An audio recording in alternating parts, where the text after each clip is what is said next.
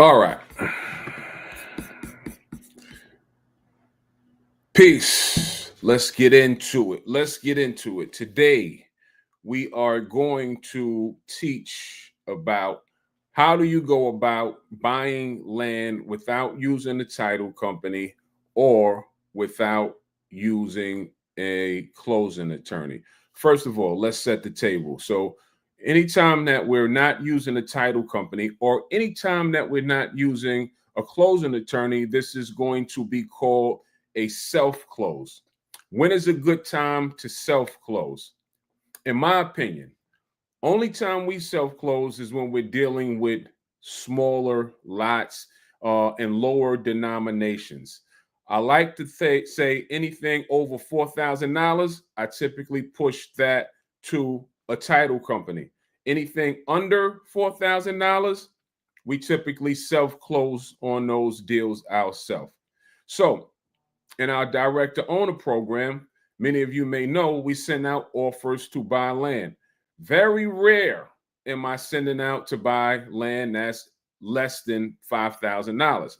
Typically, it's going to be more. It's going to be in the thousands of dollars when we're sending out offers to buy land.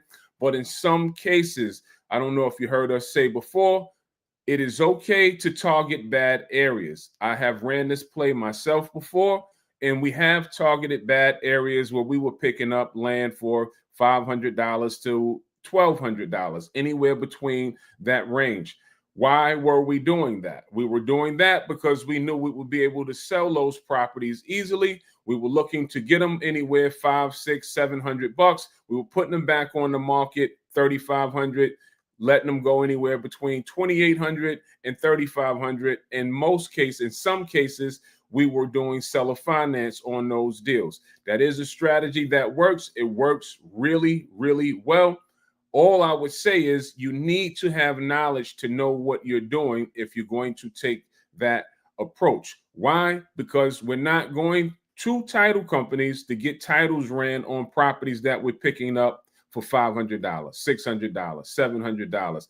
In some cases, the title company is going to charge us just as much as it's costing me to pick up the property. That's why we go around the title companies or a closing attorney. So you may be thinking, well, how do I know if it's a good deal? Well, you have to know how to do some homework yourself, some county work yourself. Meaning that if I contacted the owner, I made an offer for $500, one or two things happened. They agreed for the $500, or they said, hey, can you bump up and give me a little more? Depending on the property, we have bumped up in our price depending on the property. So let's just say I said, hey, I can't do $1,000, but I could do $800. Let's move forward. How do I know? First of all, that's a good a real seller on the other end. This is the homework that you have to get done. You have to check out with the county, right? Who's the owner, legal owner on record at the county's office? Who am I speaking to? That's a simple question. Tell me your name, please, first and last name. Could they lie? Absolutely, they can. But when it's time to do deals, let's walk through how we verify all of these things. So, first thing you want to verify is the property. What's on the property? Any back taxes owed? That's a simple phone call down to the county. Here's the parcel number. Can you let me know if taxes are current or if there's any back taxes? By the way, are there any liens that you may know of on record on the property? Sometimes the county, they're not aware of liens showing on properties. Sometimes they're not. A lot of people make a huge stink over liens on property. Typically, when it's an infill lot will be in where you'll find a bunch of other homes in this small acreage. Typically, the liens that's on these properties, typically it's going to be a grass cut lien or something like that. If it was a house there before, it would be a demolition lien, things like that. I don't really trip over liens. I just don't. If it shows up down at the county that there's a lien on the property, then I'm going to ask, well, how much is the lien on the property? What's owed on the property? If it's too much, I'll walk away from the deal. If it's something that I feel that I may want to pay, then I'll pay it. Some cases I buy them with liens on them, and then whoever I'm selling it to, it'll get passed on to them. You have to do your homework and know what you're doing when you're buying land. It's not my responsibility when we're selling properties to disclose to the person we're selling it to, hey, by the way, there's a lien on the property. That is the responsibility of the person that's buying the property. The same way that I had to do the homework when I picked up the property, the same way when I'm selling it, the person that's buying it has to do the same kind of homework. And it's not my job to educate you on how to buy something that you want to buy. In fact, I don't have time to do that. I have on my site, when I sell land, I have questions that can most frequently asked questions that you can go through, and it will state in there. Do all of your due diligence. Under do your due diligence is do your county work to make sure this property is what you think it is. Make sure that we are the legal sellers of that property. That's the kind of due diligence that you should be doing. Now, how do we self-close? You may want to take a pen and a paper for this. This is valuable information. This is inside of our program, but we're going to go live and give this information out because even if I give it out and you go step by step, it may confuse you. These things come over time. We got good with doing deeds by dealing with deeds. So it doesn't really concern me if I give the information out. It really doesn't. Someone may pick up on it and use it. Fine. I really could care less. There's a million properties out there. So for those that's unfamiliar with how this works, you may want to take a pen and a paper and jot some of these things down. By the way, you see the number scrolling on the bottom of the screen. Text 1-877-250-778 to start investing today. Only if you're ready to begin, not if you're looking to have a conversation and get a bunch of questions answered. Don't text. Fine. We have plenty free content and material out there. Research some of those things. But those that's ready to get started, text that phone number. My team is on standby and they'll get you started. I'll get some questions answered for you. Back to the self-close. Now, we came across the property. Seller wants to sell the land to us. We need to self-close on it. So here's the steps. There is some steps to this. So first and foremost, county work. Verify that the property, the back taxes are up to date. The taxes is up to date. Nothing's owed. Then verify if there's liens on the property. If this was a higher denomination of property, say I was picking it up for $3,000, we use a company that we can pull a soft lien search and see what comes up. That fee is about $120. It may be worth it depending on the price you're getting it for. You make that decision if it's worth it for you doing that. So I'm going to deal with smaller properties that we were picking up. This is a real story that we were picking up for $500 to $800. All right. So at that point, once you realize that the property is clean, I couldn't find anything as far as liens, back taxes are up to date. You can even buy properties if the back taxes are owed. One or two things have to happen. Equate it into your offer price. Let's just say there's $150 in taxes owed. Then I will reduce $150 off of my offer price, and I'll say to the seller, hey, you know that there's back taxes owed of $150. That's the reason for me dropping my price. All right. Or they'll say, well, I'll pay the taxes and then I'll sell it to you. I'm fine with that too. If you want to pay your taxes, pay them, and then I'll buy it at the same initial offer price. All right.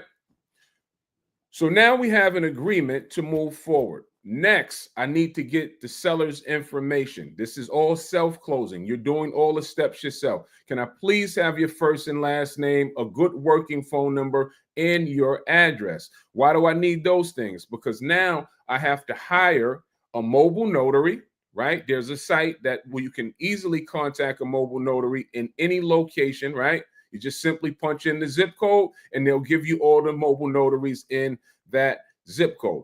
Once you have the mobile notary will need their first, last name, their phone number, and address, and particularly name and phone number so they can make contact with them. And then they'll say, hey, I'm such and such on behalf of the Acre Boys. I'm going to be the mobile notary that will be coming to you with the deed for you to sign it out of your name. Let's pause right there. Now you have to prepare the deed for the seller. These people that we're buying land from, they don't know how to prepare a deed. There's no title company in the middle. There's no closing attorney. So you have to prepare the deed for the seller. All right? Preparing the deed, 1 second. I'm on a live. Let me call you right back. All right. Preparing the deed for the seller is going to be reverse. Because when you prepare a deed, what's on a deed? You're going to have something that says the grantor and the grantee. What's the grantor? Grantor is going to be the person that's selling the property. The grantee is going to be the person that's buying the property. So once you're preparing the deed for this transaction, make sure that your company is not the grantor. You're the grantee. The person you're buying it from is going to be the grantor. Follow? All right. So you have to prepare the deed for the person you're buying it from. They don't know how to do it. Once the deed is prepared, let's stay on the deed for a second. Other things that go into deeds, they're pretty simple. You would have to contact the county. You would need to know the parcel number. Parcel number always goes inside of a deed, especially quitclaim deeds. Then you would need to know the legal description. You can contact the county and ask for the legal description, or you can contact the county and say, here's the parcel number. Do you have any deeds that have been filed with that parcel number on record that you can email me, or is there a site that I can go and view it? If those or one of those two things are in place, get the deed and just simply copy and paste the legal description. When we're dealing with legal descriptions, don't change a thing. If they use a capital A, you use a capital A. If they're spelling the word free, capital FR, lowercase ee, you put capital FR, lowercase ee. You copy and paste it the same exact way that the county has previously accepted a deed under that parcel number. Don't change anything. All right. And then you would have to make sure you have a line where the deed can get notarized. Okay. Now you give this deed to your mobile notary, either one or two ways. You can mail it to your mobile notary, or you can send them the template for them to, through email, for them to download and copy themselves, download and print out themselves. Make sense? Hope you're following this. Let me see if I got any comments. Do I have any comments? All right. I hope you're following along with this, because there's some steps with this. All right. So now you have to contact your mobile notary. You have to give them the self-made deed that you have made. Here, Mr. Mobile Notary person, here's the deed. Here's a copy of my ID, because they need to know who you're dealing with. Here's a copy of my ID saying that you're a real person. There's a lot of fraud, a lot of scamming going on these days. So people need to be comfortable and protected, right? So here's a copy of my ID, or sometimes they may even ask for your company docs. Rarely happens. But however, more importantly, you need that deed. Mobile Notary is going to take it. They'll set up the time for them to meet with the person that you're buying it from. That's between them. What dates work for them? They both have to align. In many cases, I had to wait a week because the person had to work. Mobile Notary contacted them and said, hey, I can't get over there until their schedule frees up. I can't get over there to another week. Fine. Let them work that out. Try to push to get this done fast, though. You don't want time to be in between your deals. Time can kill deals. You don't want time in between deals. Faster you move, faster you can get the deal closed. People change their mind on things. A lot of people let other people get in their ears and say, hey, you're only selling that for $500, $600. I would have gave you that money. So time does kill deals. Get your deals, make a move as fast as possible. However, once the mobile notary makes contact with the seller, she'll go over, she'll ask the seller for a copy. You can let your seller know beforehand. My mobile notary will be coming. My mobile notary will need you to be there with your ID. You need a state identifying piece of information that says you are who you are. All right. That is all that they'll need. They'll sign, you'll get the deed. And once you sign, what else you would send with the mobile notary as along with the deed, you will send over a bank check or a certified check along with the deed. Mobile notary knows not to hand over the bank check until the deed is signed. This makes sense? I hope you're following this. All right.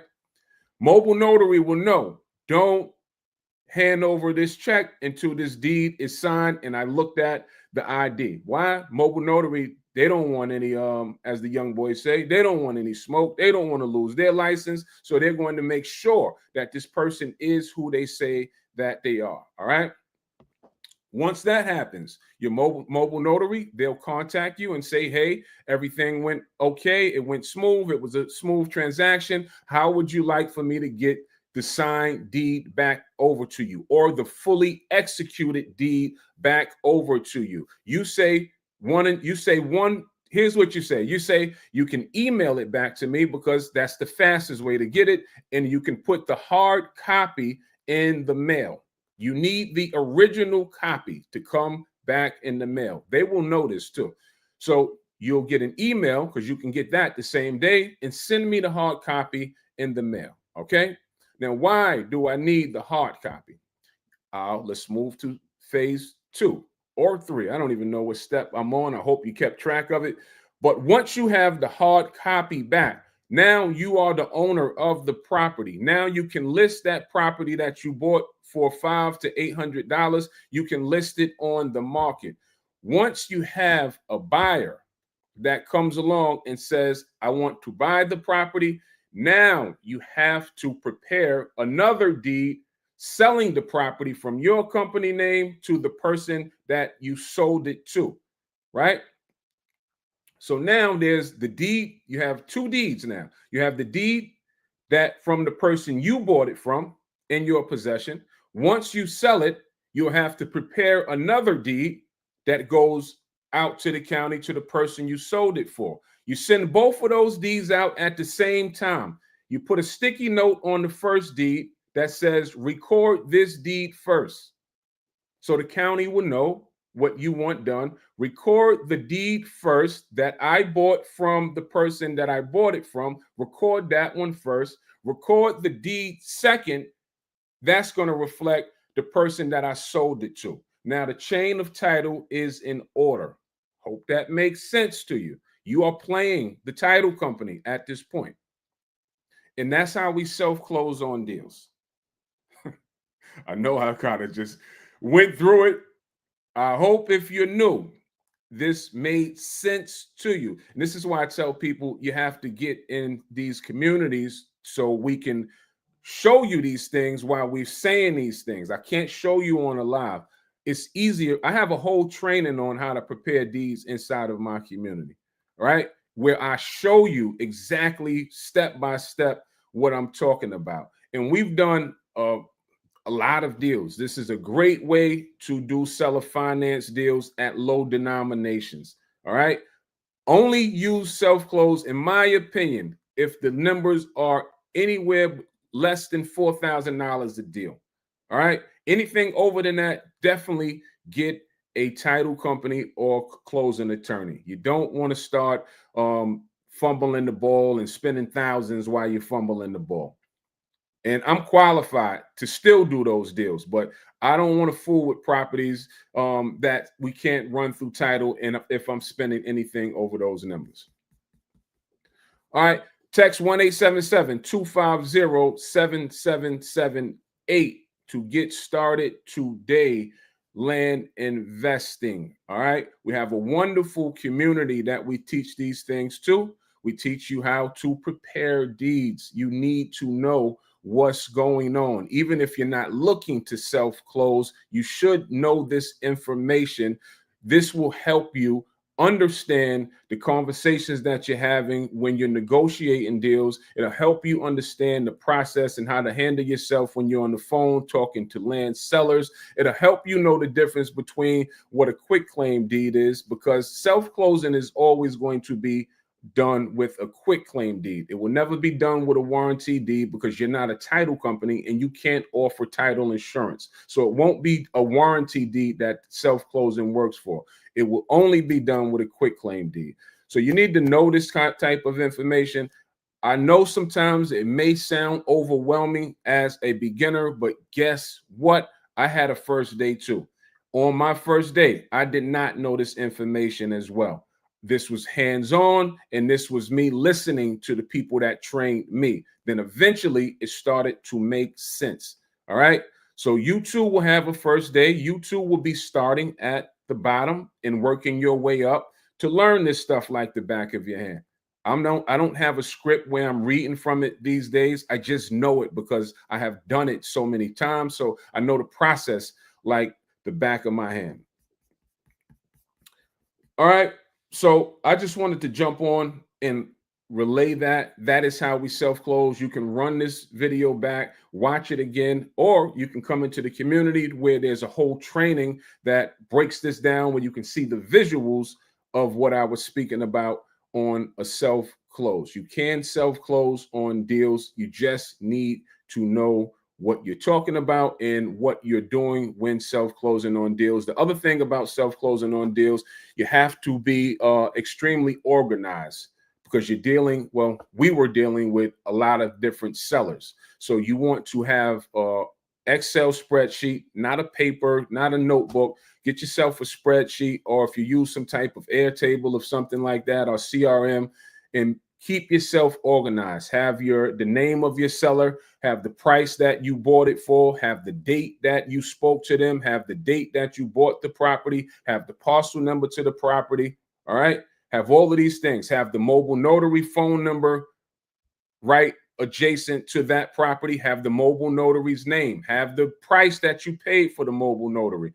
Mobile notary will charge you anywhere from $30 to $100. It just depends on the location and how far they have to travel. All right. I didn't throw that in there of how much that will cost you. It will cost you a fee to hire a mobile notary. That's typically, it can range from $30 to $100. I've seen $125. But the beauty of it is you can comb through a list of mobile notaries and say, hey, I want to work with this person. You can read their bio and see what they have done, the areas that they're close to and willing to work. Then you pick one based upon what you want to pay and based upon I go by how many stars they have. I only want 5-star people and I select those people. All right, so I'm going to close out, move along with the day. Got a bunch of work to do. The Acre Boys, we are all month long. We are setting appointments and taking phone calls because we want to speak to people directly, right? We're finding that it's a lot more effective. People want to hear from us as opposed to AI or automation. And that's been said to us a handful of times over the last few months. So we want to speak to you directly. All right. It won't be a team member that you speak to. Initially, I'm telling you to text 1877, the number flashing on the screen. Initially, you will get a team member, but they'll ask you a couple of questions. And that's the screening process just to make sure you're serious once you get on the phone and you're not wasting anybody's time. Once you get past that, you will be speaking to one of us directly. That call is designed to just get a couple of questions answered. Once you get a couple of questions answered, we're looking to move you forward into our community. Once inside the community, we're looking for people that's ready to work. Simple as that. All right, so y'all enjoy the rest of your day. I hope that was helpful for somebody. If so, if you ever use this, just contact me and say, hey, Ray, I use this. We've given out this kind of game before, and people go out and they use it and they buy land and they come back and say, hey, I've heard what you said and it worked for me. So if you use this information and it works for you, just come back and say, hey, thanks for the information. It worked for me. And we'll love to have some type of, we're always posting testimonials and wins and stuff like that. So we'll love to post it. All right. Y'all enjoy the rest of your day.